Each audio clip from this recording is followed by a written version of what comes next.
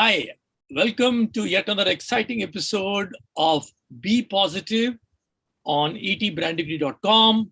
I'm your host for the show, Ambi Parameswaran here. I'm really excited that we have today a digital marketing oriented CMO, Ashish Tiwari, Chief Marketing. In fact, he has got digital in his title, Chief Marketing and Digital Officer of Future Generali Insurance. So, Ashish, thank you very much for joining us.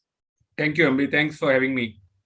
Thank you. And so, as our viewers know, the show is about tracing the fabulous careers of the CMOs who come to us to discuss with us about, and you had a great career spanning, tech marketing onto, selling cycles and then now selling insurance. So it's an interesting ride, and actually there is a ride in the middle because you did sell fancy cycles for some time.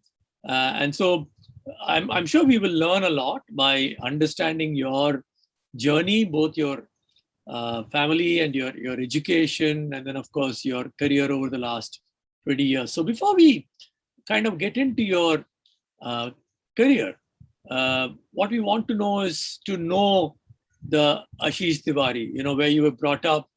I noticed from your LinkedIn profile, you did your BSc in Bareilly. So it would be interesting whether, you're also from that city. I mean, I've not been to your Bareilly city except for the movie called Bareilly Ki Barfi, which I think was great fun. So tell us something about your childhood and your school and your college. Sure, Ambi. So, Ambi, I was born in a very, very small place near Bareilly, which is called as Mirganj, and that's a small town where there was a great war which has happened between Mughals and Rohilas. Okay, so the Mir Zafar and Rohilas war happened there, so that's the reason it is called as Mirganj.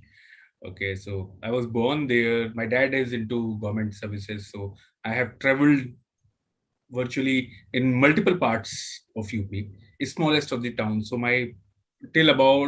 till sixth, I have been into Shahjahanpur district, multiple places. I did my eighth from Tilhar, which is again a very small place. My dad was placed there. And after that, he figured out that he'll keep traveling, so I need to settle somewhere. So I then joined, there was Asia's largest rubber factory in Fatehganj West, which was called as, and they had a school only for the people who were working there. They used to admit some 5-7 kids, and I got admitted there. It was TKIC, Seth Tulsidas Kila Chand Intermediate College. I did my 10th from there. By the time I did 10th, the factory shut down. So I had to move to Bareilly, and then thereafter I did my 12th and graduation from Bareilly itself, from Bareilly College, which was the largest college in North at that point in time. We had almost about 21,000 of our strength at that point in time. After doing my graduation, while I was in the graduation, I started drifting towards computers, and I had a 286 at home at that point in time because of I was parked in Bareilly, so dad had to have somebody looking after me. So one of his friend's son was doing MC at that point in time, so he was also parked in the same place. And that's where I started my inclination coming towards computers. I mean, I have started reading his books and stuff like that. So you did BSc, and then did you not want to kind of follow that and do something in computers like MCA or something like that, or maybe an MS or an MTech? How come you went and did an MBA? So I did my BSc. I shifted to Delhi after that, and I actually came to think about saying that let me just try my hands, because by then I had started coding Java on Linux platform. Wow. Yeah, okay. So I had learned that much, and the way it was that I'll try and work for a couple of years, and then we'll figure out what to do next. I came to Delhi and I joined this organization which is called as Tara Heart.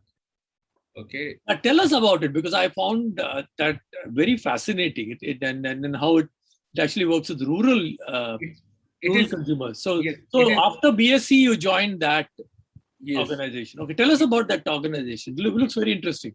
Yeah, so Tara Heart is basically an acronym. Tara stands for Technology and Action for Rural Advancement, and Heart is what typically your normal uh, market size is in the rural. Okay, so this is an organization which was supported by Development Alternatives. DA is one of the largest NGOs in the country, and it is kind of run by Dr. Ashok Khosla, who is a very famous environmental scientist. Now, his belief was that technology, the access to information is the only way to transform the country. If you can provide access to information, people know to figure out their own future. And that is what got me very, very excited. I mean, I'm talking about year 2001. We have created a 11 languages website, which was a talking website. It was a voice based, voice and text both. Today, I mean, people struggle to have two languages. We had 11 languages website. The entire concept was open up these small franchise kiosks in places under 10,000 population. And we used to connect them either over dial up or VSAT to the center.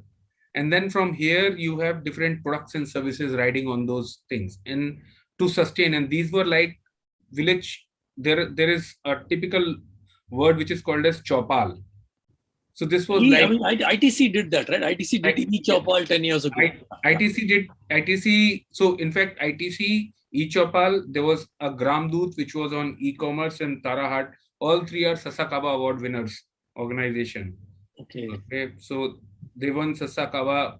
Tara Heart won Sasakawa in 2001, the year that we joined in. So we created these small centers. The difference between ITC and Tara Heart was ITC used to operate on a 1 to 2 PC center, and that was more towards a purchase and mandi rates and things like that. Correct. And for today, it is unthinkable for today's generation that people would not know rates at that point in time because of you can speak to Google. In those days, getting a rate from one mandi to another was something, and startup was not a word at that point in time. If it would have been today, it would have been termed as a startup. So that was the startup of those days, which I joined. I joined them into marketing. They took me into technology, okay, to start working. And when I started working, the very first thing which was required to do was to go and understand consumer to whom we are creating. And suddenly I figured out that this is a different world. Rather than sitting in a dark room with PCs around you and kind of coding, when you speak to people, you can do much more than, and you can create a lot of impact, which can actually move the country forward. And that was a kind of a moment for me. And that's when I decided, okay, let me try. So within like couple of months, I shifted from tech to marketing. In Tara Heart only? In Tara Heart only. A small organization. So you did not need to do much about it. Yeah. Okay. I said I want to do marketing, and my boss was like, okay, if you want to do, go ahead. I mean, nobody stops you. But remember that you will not be able to live into a AC life anymore. So how many years did you spend in Tara Heart? Almost 3 years. Over a period of 3 years, I realized that I have learned a lot about this, but I did not knew anything about the urban customer. I was going through Bihar, I was going to Punjab, the deepest rural part of the country I was visiting. I mean, on a mobike, I have done my inductions and doing everything. But when I looked at, I said, I do not know enough about urban customer. And then there was an opportunity with an agency, which is Belsit. So I jumped to Belsit.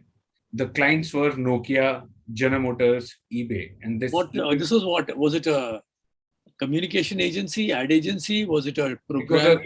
It was a communication agency typically, and they used to do both BTLs and communications as well as some bit of a digital at that point in time. At that time, which was what? Banner ads, microsites, link bettings.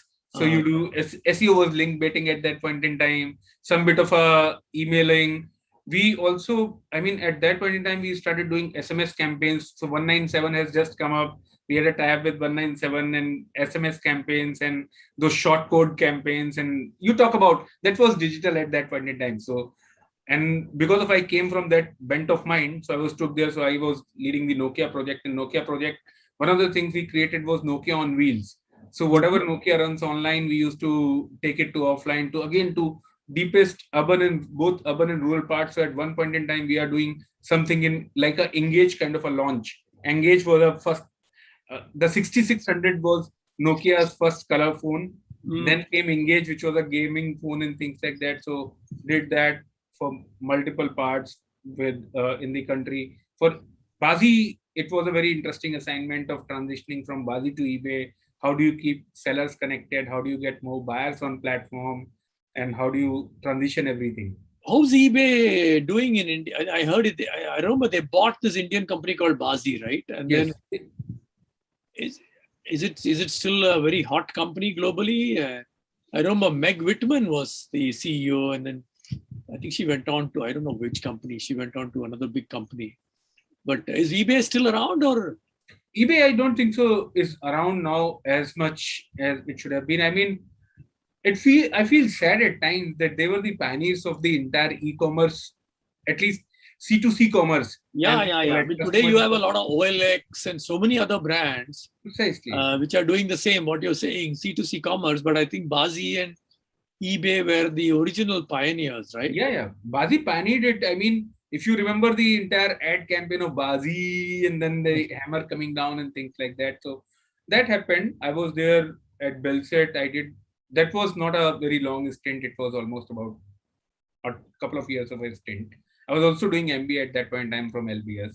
So I completed my MBA because of, I realized when I was in Tarahat, my boss, and I was very, very fortunate to have a boss like her. So her name is Reshma Anand. She currently works with HLL's entire social project. She is the CEO for that. Okay. So she became my boss. One Where of at Tarahat. At Tarahat. Oh, Okay. interesting. Okay, then okay, tell us more. Oh yes. I mean, I don't know. I mean, we had the best of the relationship, and I used to love and hate her the most. And she would push me to extremes. If you can think however you think, and you will go to her, and she will always have two more questions to ask to you, and then you will feel like you haven't thought about anything. But that helped me shape up, and I think today a lot of credit to what I am goes to her to shape my thinking up of thinking through the task, thinking 10 steps ahead and closing the loop. So give She, me an example. Give me an example of something you did. You thought you'd done well, but then she questioned it, and it was such a valid point of view. yeah. So we were creating, we had this membership model that you can become a member of community, joining a Tarahat community. I thought I have aced it because of I created a jazzy Excel-based program which franchise can use to create the data. Excel is export the data into a text format with the VBAs and everything, and then text formats can be uploaded automatically to an emailer. Because of, I mean, today we talk about app. I can't talk about app at that point in time. There was nothing like that existing. And to support that, I created a marketing program around it. That why people will come and become a member and things like that. I think I was putting a membership fee of upfront fee of some $500 to recover the fee, and I created a jazzy kit that when you become a member, you will get a T-shirt, you will get this, you will get that, all of it. I go to Reshma because of I am thinking that I have aced it completely, and I did it because of I thought people will be very excited to get all of it, and that's when Reshma asked me, "I'll sign it off, but before I sign it off, 3 days, I want you to go to Punavli, come back from there and then tell me the program." And that's when I went to Punavli and I realized that $500 to me might not have any value, very little value, but for somebody it is the entire household income for a month. And if you are wanting to make a difference at that point in time to that guy, and she said, Tarahat does not stand for you, Ashish, you are not a customer. They are the customers of ours. We have to make difference to their lives. So I think the lesson which I get from this is actually quite interesting, which is that she didn't argue with you continuously. She knew you're an argumentative guy. You cannot be convinced. So I think she did a very smart thing by saying you go to the village and talk to consumers and come back. If consumers say yes, you will go ahead with your plan.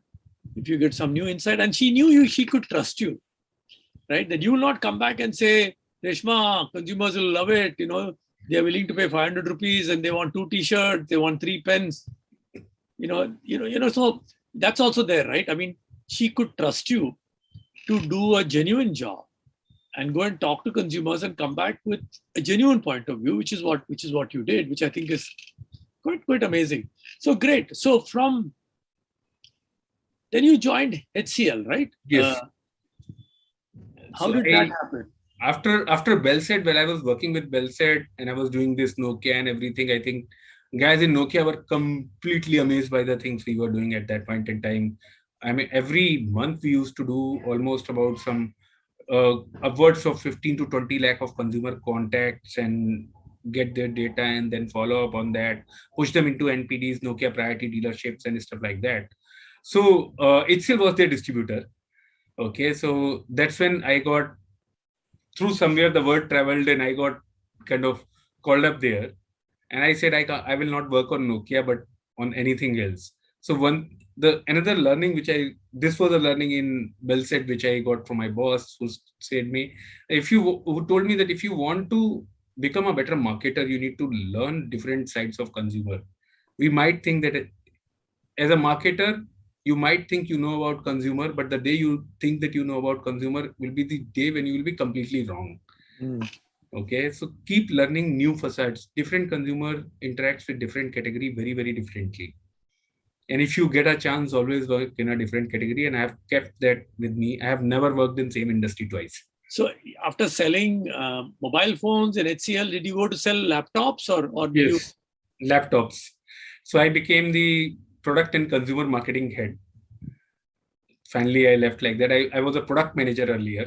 So I became the product manager. I created the challenge there was that laptops were declining, desktops price points coming down, created the entire e-commerce business for HCL, created a very, very interesting business, which was almost about through warranty registrations, getting the consumer data. We learned the value of consumer data very, very early from Tara Hart days. I think one of the best learnings happen in very, very initial years of your career. Okay, so we realized if you have a consumer data and if you can go back to close to the consumer, nothing can beat you there. I mean, in a hardware business like of a laptop, your margin or selling of a 30K ASP, your margin will be 1% or less than that. Mm. But in accessories business, you will sell 3K, your margin will be 40%. So at a 3K, you will earn much more. So your top line need to come from the selling of the hardware. Your bottom line comes from accessories. So we created a complete registration process for consumers through getting the data. We started incentivizing consumers to give data. And through that, we created one of the data banks, which we started using for the pushing of the warranty, the antivirus software, legal softwares, and what all and what not. I mean, So I remember at one time HCL had a pretty successful PC business, right? Called Busy Bee. I think it was called. Busy Bee, Beanstalk was their desktop order. In laptops, we had laptops earlier, which I rebranded to ME. So I created the ME brand in which we got it rebranded. So we created the entire brand around it from a brand launch to kind of doing the category mapping. So looking at different categories, the insight there was that devices were becoming much more personal. So laptop was no more, I mean, desktop was a shared property of a household. Laptop was my own individual property. Youth were the biggest drivers of the demand, and they wanted their own property. They wanted certain features, certain glitz, bells and whistles, which HCL they used to consider it's like it is for my granddad. It is not for me. It is not cool for me. So we created a very, very colorful brand, which is Me Mobile Excitement, Mobile Entertainment. Me, I remember Me, yeah, ME, right? Yeah, ME. yeah. I think our old agency had worked on some campaign for HCL as well at that point. Yes. And so HCL was what, 5 years? Five plus years almost. And then you moved to Vodafone, right? Yeah. Yes. How did that happen? Okay, so after 5.5 years of HCL stint, I think again my learning started tapering down, and my shifts typically are when my learning is tapering down. Till HCL, my MBA was done. I thought that I need to explore a lot more, and I knew very, very little from what I thought I knew about consumers and markets. I had never worked on a brand, whereas a category in which brand is so important to work for. I mean, if you think about a telecommunication as a category, what do you pay for? What is the price differentiation? Price is, I mean, network is a hygiene. If you don't have a network, you don't have anything. Price, if you a 10 paisa up and down, the competitor will match the very next day. Okay. Entry barrier is 5 rupees because that's what you pay for ID and for your SIM card to become a customer. Exit barrier is none. You will swipe up the phone. It's only an effort which you can swipe up and throw away the SIM card. And despite of that, there are different market shares. And a category where every month you start from zero. I mean, in a telecommunication category, the moment the calendar resets to a next month, you are absolutely at zero subscribers.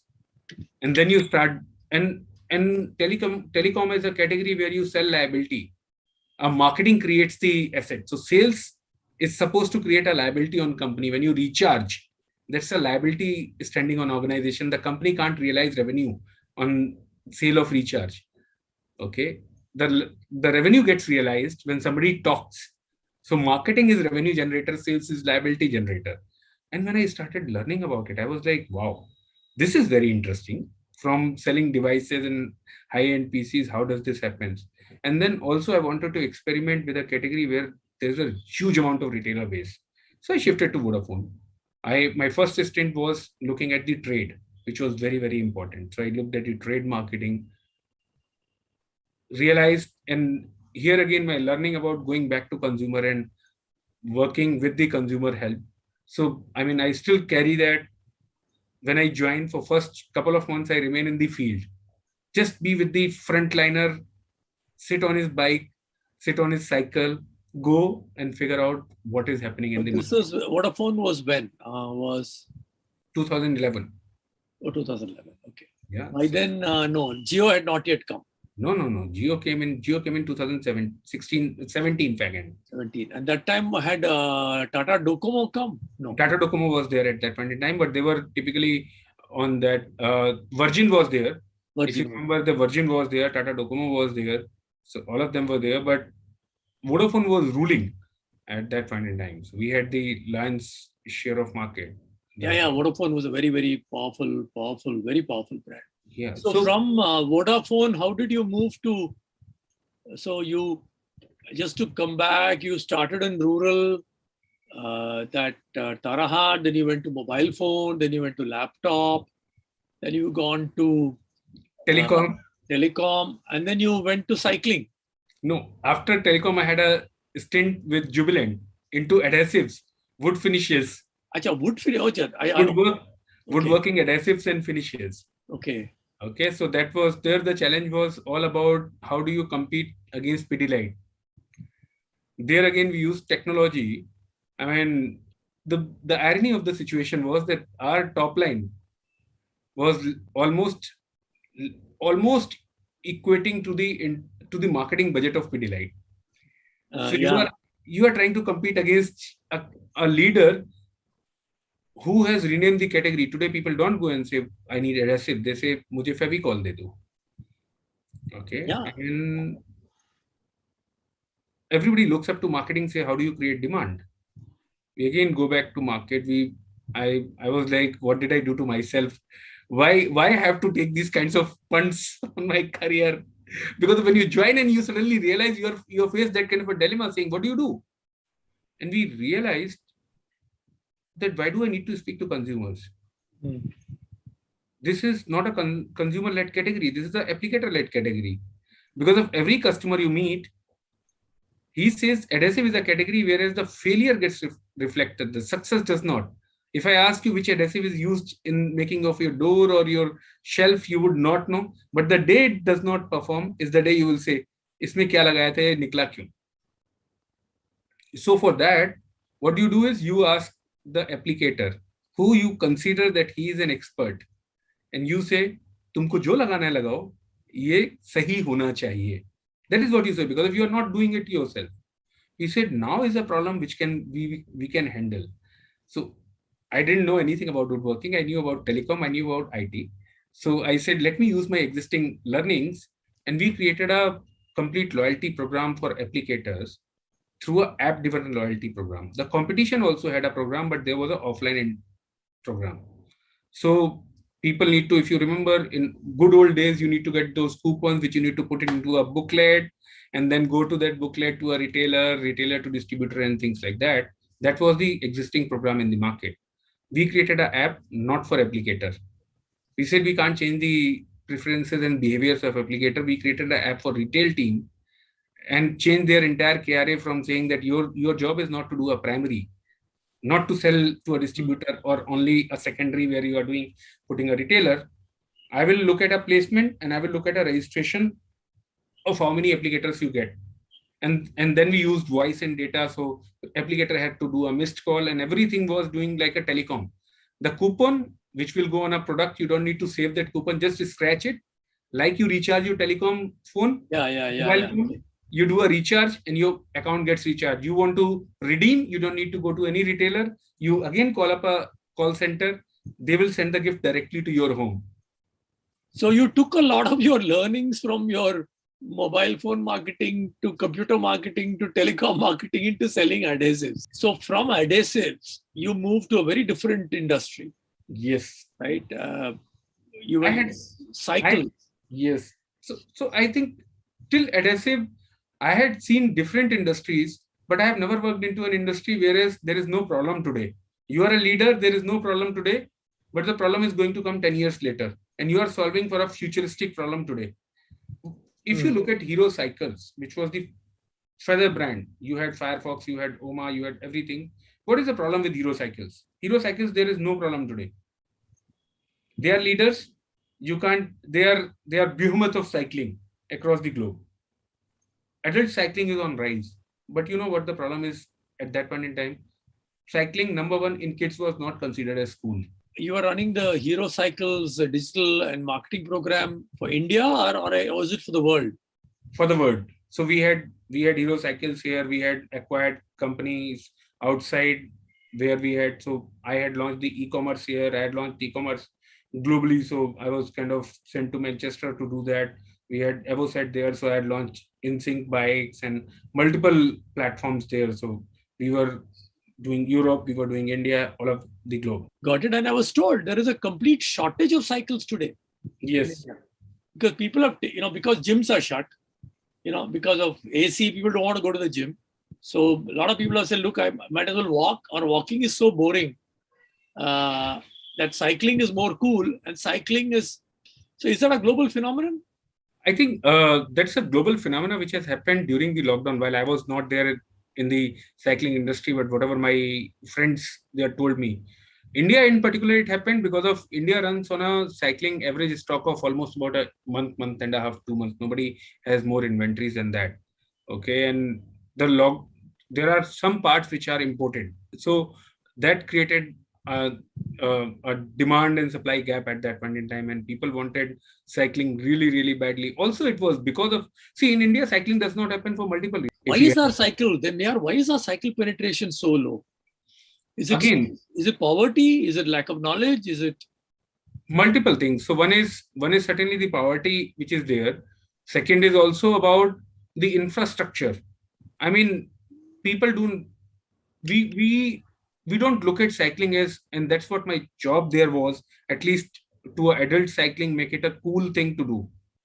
I mean, it's about aspiration. Everybody wants to own a bike or a car. Our entire thinking is about the larger is your car. Okay, and it tells you how much have you arrived in life.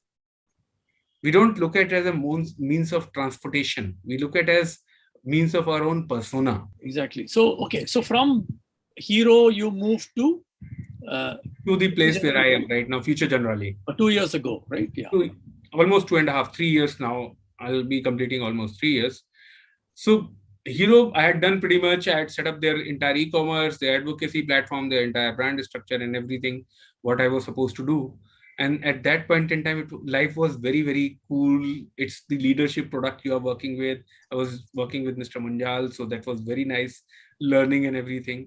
And then came this thing about, can you be into a category whereas neither the seller nor the buyer wants to consume the category? I mean, insurance is probably the only category whereas nobody wants to use the product. As insurer, I don't want you to use your insurance. I don't want a claim. As a buyer, you also don't want. Okay. In every other category, you talk about the product benefits. In insurance category, talking of a product benefit is a taboo. You won't go around saying, Ashish, you are going to die. Buy an Yeah, insurance. yeah, yeah. That's a very morbid conversations to have.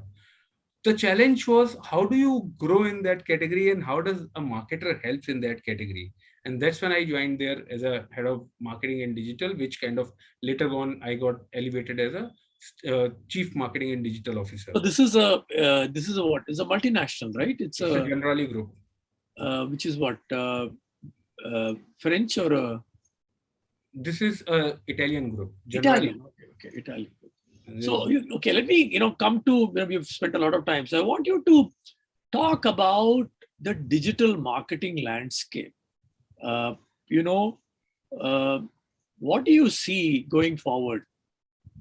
You've done digital marketing for various products, whether it is for cycles or before that for computers, or now you're doing it for insurance. So you get a kind of a 360 view of what is this digital transformation. We all keep hearing about digital transformation, digital wave. You've seen a lot of that, starting from rural India to urban India. So tell us about what should we be worried about, or what should we be seeing as an opportunity as digital transformation rapidly scales up. Okay, so as I say, I don't know if I know enough about it, but whatever I know, I can share about it. I think, see, the way digital transformation is worded, it is digital and the transformation. A lot of times, we marketers have the habit of making everything sound cool by using the juggernaut of whatever we have in our hand. Digital transformation is almost, to my mind, is 95% transformation. It's only 5% digital. And in a simplest way, if I want to put it, okay, when you start looking consumer at the center of the business and starts weaving your business around the consumer, the way he is consuming and interacting with your category, and start using technology to create his seamless consumer journey. That is what digital transformation in most simplest word is. Absolutely amazing. And I'm sure you're in general insurance, and I'm sure I'm in life insurance. I'm sure in life insurance, at one time it was the insurance agent.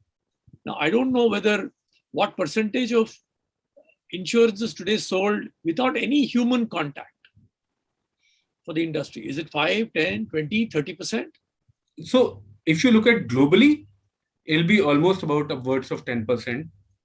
In India, it is still, so human contact is on the voice. So typically you will do everything offline, but there will be somebody who will kind of probably assist you. So we call it as assisted sales, which also hovers at around the same 10 odd percent of a bracket. Okay. But again, a lot of times when we look at digital transformation, organizations get this narrow view of sales, saying, how do I do an e-commerce business?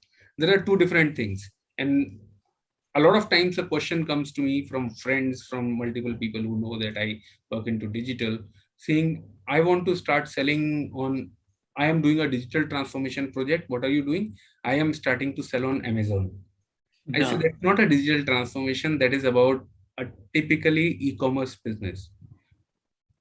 The digital transformation does not start and stops at your business. Okay. You have, what kind of a consumer journey you had earlier? What consumer journey have you planned now? Where does the technology comes in? And the more often than not, people shy away from that because of it is a lot of rethinking and rewiring of your entire systems and processes. Yeah, the problem which I discovered, and also probably very true, very often the problem is internal. That why should I? We have done it like this for the last 30 years. Why should I change it now? Right? And how do you get your internal organization aligned to the new digital future? Right. I agree with you. I mean, success and it happens if you are working in an organization which is struggling, digital transformation is easy. If you are Yeah. working in an organization which is successful today, Yeah. that is the biggest fearful place for digital transformation because of everything is going great. Okay, I agree totally with you. The company is under stress, they will do digital transformation like tomorrow. When the company is successful, they'll say, "यार सब ठीक चल रहा है, कल करते हैं, कल करते हैं." But when does the penny drop in such a situation? And you've been in many companies, you've seen this happen. So I think that the in most of the successful companies, the penny drops at two levels. One, either the executive team at the topmost level, and transformation can only be driven from topmost. It cannot have at the execution level. Either the topmost starts realizing that there is some nail biting situation which is going to come back, or they get exposed to that. And that's the reason for any company thinking about a digital transformation, they should immediately pack their top executives and send it off to learn a new digital thinking course, send them to a university, or put them into a thinking thing or thinking pot so that they can start actually talking about it. That comes to your, I think during the lockdown, you went and did a digital course at INSEAD. So, Yes, I mean, it's amazing that in spite of being in a full-time job, you're taking time out to do these. This was an online course, was it, INSEAD? this was an online thing. So I was doing it from here. It was 6 months long. I mean, all of us have heard and seen it by our own eyes. If you don't sharpen your own axe, okay, you will not keep cutting the wood by the same shot the way you were cutting. So you have to keep sharpening your axe. The industry which we all belong to, at least in the marketing industry, consumer behavior is changing faster than we can all predict. We are, as marketers, we have a habit of thinking too big about ourselves. So the more smoother the surface you will have, the less friction the transaction will take to happen. And with the time, the surface will keep getting rusted. So keep rubbing it, keep learning. The day you हाँ, feel like you know something, घिसते रहो. हाँ, yeah. the day Okay, you good, think you good. know something, you go back to the college. Some professor will kick the air out of your head, so that you will come back. At least be more nimble and agile about your own. Ashish, thank you for your time. I think we've taken a lot of your time. I want to end with the last few questions, just like a rapid fire, and we can. So, I know you're a biking enthusiast. So, which is your favorite cycle, Trek Marano. and which is your favorite ride? So I typically loved the rides in Bhopal. So I have had a stint in between Bhopal. I have stayed there. I, in fact, bought a house in Bhopal just because of I used to love the rides Where? there. Bhopal. Bhopal. Bhopal is a city which is a lovely city to ride bikes. Okay, now getting on to movies, OTT series. What are you watching now? What is your favorite? Oh God, that's a very, very tough question now. I am not a movie watcher. I don't watch that much of movies. Then tell us about books. Oh, great. That I can certainly talk about. Yeah, so I was in fact talking about it. So I was reading about Bob Iger, which is life ride of a lifetime. Okay, great. So uh, Ashish, last bit of advice to young marketing professionals who will be watching this show. I think first be close to consumers as much as you can. The learning happens with the consumer. It does not happen anywhere else. It certainly does not happen in office. Okay. The problems are not as complex as you think they are. They are very, very simplified and their solutions are even simpler. Get de-jargonized as marketers if you are de-jargonized marketing. And third and most important thing is keep the larger picture in mind, that what is the outcome we are supposed to achieve. As marketing, as a lot of times we get enamored by the activities. I have created this campaign, I have done this, I have done that. But the larger question remains, galle che ki aaya? Business, how are you contributing to business is Uh, the question which you should always be able to answer. And if you are able to answer that, I think then you have done your job.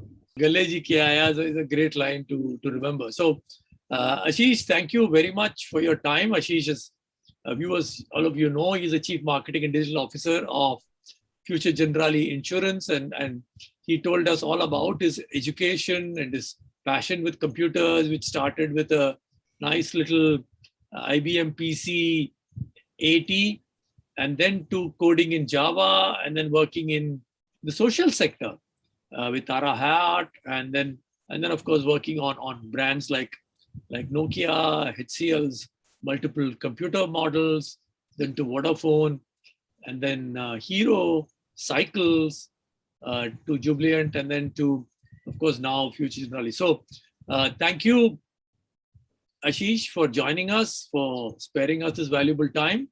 And with that, this is your host, Ambi Parameswaran, signing off on the show Be Positive on etbrandequity.com.